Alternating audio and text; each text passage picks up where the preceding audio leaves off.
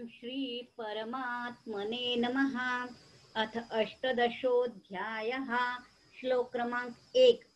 अर्जुन उवाच संन्यासस्य महाबाहो संन्यासस्य महाबाहो संन्यासस्य महाबाहो तत्त्वम् इच्छामि वेदितुम् तत्त्वम् इच्छामि वेदितुम् तत्त्वम् इच्छामि वेदितुम् संन्यासस्य महाबाहो तत्त्वम् इच्छामि वेदितुम् संन्यासस्य महाबाहो तत्त्वम् इच्छामि वेदितुम् संन्यासस्य महाबाहो तत्त्वम् इच्छामि वेदितुम् त्यागस्य च ऋषिकेश त्यागस्य च ऋषिकेश त्यागस्य च ऋषिकेश पृथक् केशिनिषूदन पृथक् केशिनिषूदन पृथक् केशिनिषूदन त्यागस्य च ऋषिकेश पृथक् केशिनिषूदन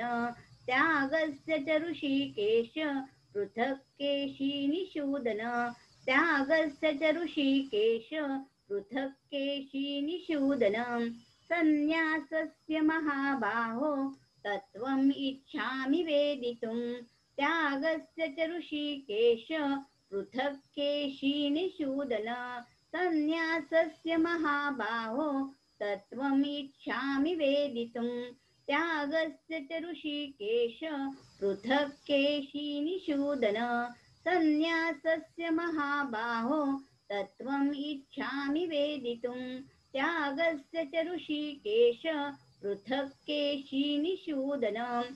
अर्जुन येथे श्री योगेश्वर श्रीकृष्णांना महाबाहो, ऋषिकेश आणि केशिनिषूदन म्हणतो.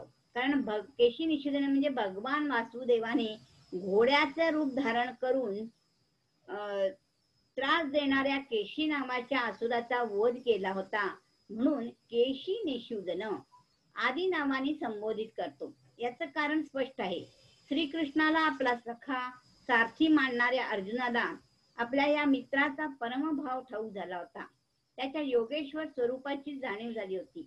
याकरता त्याची स्तुती करीत निवेदन करताना आपली जिज्ञासा प्रकट करतो की हे केशीचा असुराचा नाश करणाऱ्या महाभावो ऋषिकेशा, संन्यास आणि त्याग यांचे वेगवेगळे तत्व जाणण्याची माझी इच्छा आहे.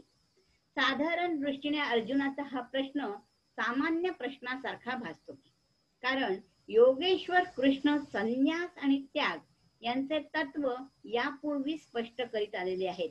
परंतु गीताशास्त्राच्या अंतिम अध्यायापर्यंत देखील समस्त व्याख्याकार अर्जुनाच्या या प्रश्नाला समजू शकले नाहीत आणि याच कारणाने योगेश्वर श्रीकृष्णाच्या उपदेशांचा यथार्थपणे भावार्थ मांडू शकले नाहीत.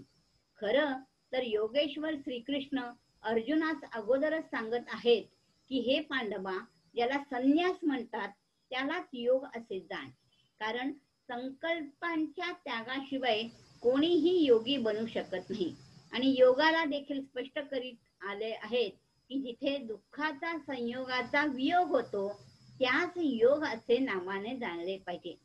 तात्पर्य असं की दुःखाच्या संयोगाच्या वियोगाची प्राप्ती म्हणजेच संसार रूपी दुःख आणि दुःख रूपी संसारापासून मुक्ती हाच योग आहे, हाच संन्यास आहे. आणि हा योग किंवा संन्यास म्हणा संकल्पांचा त्याग न करणाऱ्या पुरुषास प्राप्त होत नाही. हे सर्व सत्य ज्ञान जाणून घेऊनच अर्जुन श्रीकृष्णांना प्रश्न करतो की योगाच्या प्राप्तीपूर्वीच्या साधनेच्या किंवा संन्यास प्राप्तीपूर्वीच्या साधनेच्या पूर्तीच्या काळात उत्तरोत्तर आसक्तीचा त्यागच खरा त्याग आहे. आणि हा त्याग दोन्ही निष्ठेच्या साधकांना अनिवार्य आहे. हे तत्वासहित मला स्पष्ट करा. कर्मयोग आणि ज्ञानयोग या विषयात अर्जुनाने 3ऱ्या अध्यायात सुरुवातीलाच भगवंतापुढे तक्रार मांडली होती. 5व्या अध्यायात दोन्हीत कोण श्रेष्ठ हे जाणू इच्छिले होते, तर येथे तो दोन्हीचं तत्व जाणू इच्छितोय. हरये नमः, हरये नमः, हरये नमः. अध्याय मोठे असल्यामुळे 2-2 श्लोक घेऊया. आता पुढचा श्लोक 2. ओम श्री परमात्मने नमः. अथ अष्टदशोऽध्यायः श्लोक क्रमांक 2 श्री भगवान उवाच काम्यानां कर्मणां न्यासं काम्यानां कर्मणां न्यासं काम्यानां कर्मणां न्यासं संन्यासं कवयो विदु संन्यासं कवयो विदु संन्यासं कवयो विदु काम्यानां कर्मणां न्यासं संन्यासं कवयो विदु काम्यानां कर्मणां न्यासं संन्यासं कवयो विदु काम्यानां कर्मणां न्यासं संन्यासं कवयो विदु सर्वकर्मफलत्यागं सर्वकर्मफलत्यागं सर्वकर्मफलत्यागं प्राहुत्यागं विचक्षणा प्राहुत्यागं विचक्षणा प्राहुत्यागं विचक्षणा सर्वकर्मफलत्यागं प्राहुत्यागं विचक्षणा सर्वकर्मफलत्यागं प्राहुत्यागं विचक्षणा सर्वकर्मफलत्यागं प्राहुत्यागं विचक्षणा काम्यानां कर्मणां न्यासं संन्यासं कवयो विदुः सर्वकर्मफलत्यागं प्राहुत्यागं विचक्षणा काम्यानां कर्मणां न्यासं संन्यासं कवयो विदुः सर्वकर्मफलत्यागं प्राहुत्यागं विचक्षणा काम्यानां कर्मणां न्यासं संन्यासं कवयो विदुः सर्वकर्मफलत्यागं प्राहुत्यागं विचक्षणा याच्या बरोबरच तिसरा श्लोक आपण पुढच्या ह्याच्यात घेऊया. इथे आपण थांबूया.